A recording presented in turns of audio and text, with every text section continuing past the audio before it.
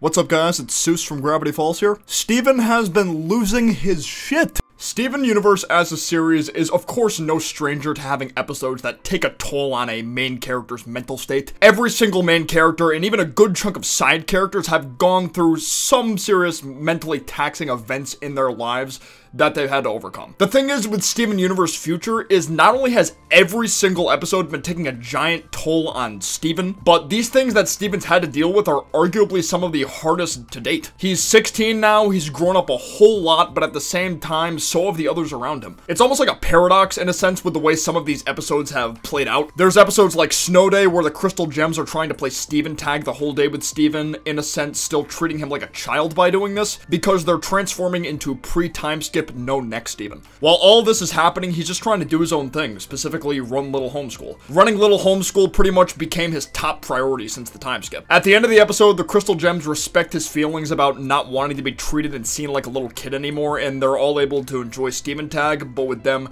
transforming into young adult Steven now. Side note, that episode is one of my favorites in Future, solely because Pearl shapeshifted. Yes, that is indeed a valid reason. But then there's episodes like Little Graduation, where Steven is freaking out about all the things changing around him. Lars is deciding to go back to space with the Off-Colors. He found himself in space and wants to continue to pursue the adventure that he was on pre-time skip. Then there's Sadie finding a new partner, Shep, godlike character by the way, combined with deciding to break up the band previously known as Sadie Killer and the Suspects. Now it's her and Shep doing duo gigs for the time being. Steven started to lose his sanity more and more during this episode because of how much change he didn't like kept occurring. It reminded me a lot of how he was acting before he truly saved Spinell in the Steven Universe movie. He was so hyper-focused on getting his happily ever after back that he initially cast Spinell's feelings aside at a crucial time, which caused her to lose her mind again. He wants Lars to stay on Earth and be together with Sadie, keep Sadie Killer and the Suspects together. At one point in the episode, his crazy pink powers unleashed as Lars was about to leave, creating a giant pink dome trapping all of his friends inside. Thanks to Shep's intellect figuring Steven's situation out without Steven having to say anything, everything was able to get aired out. Lars and Sadie told Steven they attempted to reconnect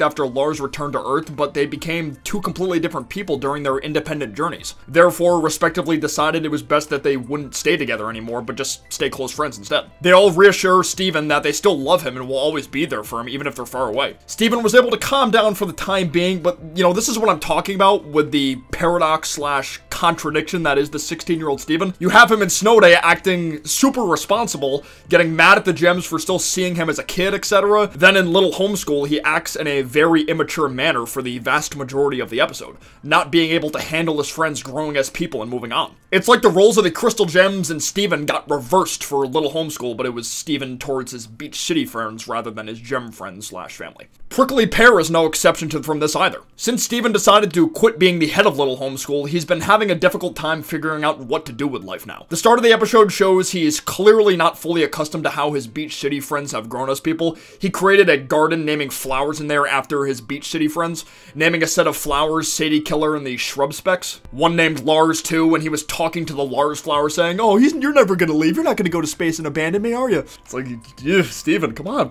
You know, this is all implying he's still salty about Lars going to space and Sadie breaking the band up. Throughout the episode, Steven is constantly ranting to Cactus Steven about how he's still struggling to adjust to life without Little Homeschool, wishing he didn't need to be needed, wanting to know better for once so Garnet wouldn't need to give him advice, keep Pearl ignorant of the situation so she doesn't blame herself for Steven losing his mind. Due to Steven's constant angry rants towards Cactus Steven, it began to act out of control, representing nothing but the negative feeling Steven put onto it. It's crazy because what Steven was doing, in theory, wasn't necessarily bad.